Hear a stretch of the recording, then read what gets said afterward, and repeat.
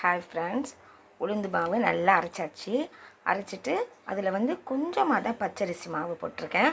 உளுத்தம் பருப்பு வந்து 2 டம்ளர் போட்டிருக்கேன். பச்சரிசி மாவு வந்து ஒரு 3 டீஸ்பூன் சேர்த்துருப்பேன், அவ்வளோதான். சேர்த்துட்டு கொஞ்சம் மிளகு, ஜீரகம், கருவேப்பிலை, அவ்வளோதான் சேர்த்துட்டு மாவு பாருங்கள் எந்த அளவுக்கு இருக்கணும்ன்ட்டு. இந்த மாதிரி இருக்கணும். இந்த மாதிரி கொஞ்சம் எடுத்துகிட்டு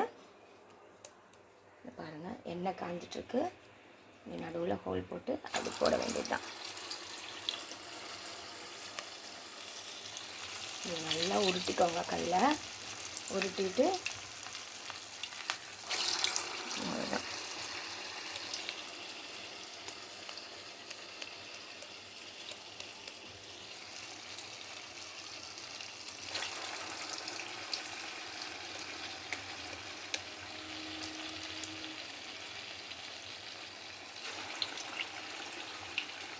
மாவு வந்து கொஞ்சம் கொஞ்சமாக தண்ணி தெளித்து அரைச்சிக்கோங்க.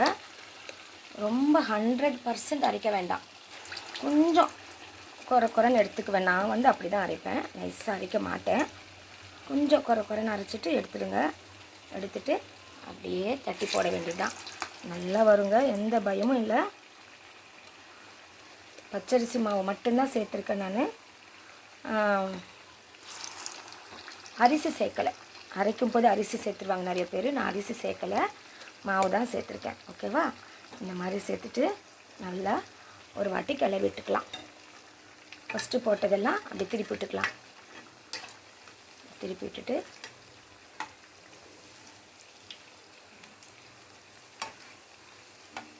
இன்னும் கூட 2 பிடிக்கும் போட்டுக்கலாம்.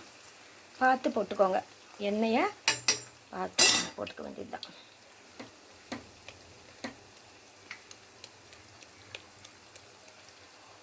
ஃபஸ்ட்டு எது புரிஞ்சு வருதோ அதை எடுத்துக்கலாம், அவ்வளோதான். இப்படியே போட்டுகிட்டே வர வேண்டியது தான் ஃப்ரெண்ட்ஸ்.